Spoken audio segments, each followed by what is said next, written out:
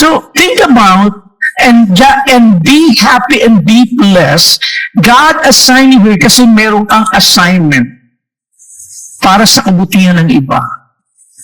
Nagagawa mo ito na hindi nagagawa ng iba, but you enlighten them. Romans 8 verse 31, so what do you think?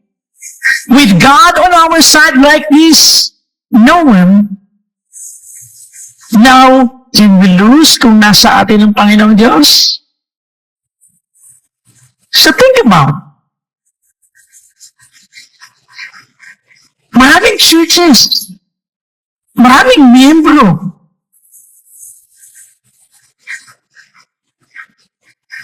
pero ang tanong, meron bang nagbo-volunteer? Meron bang gumaganap ng tungkulin to spread out the gospel? Meron, Brother Ernest. Okay, good.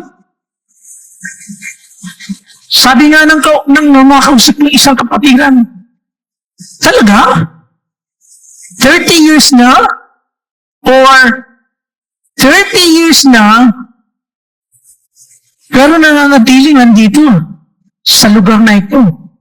Meron ba kayong ibang external church? Wala. Dito lang ang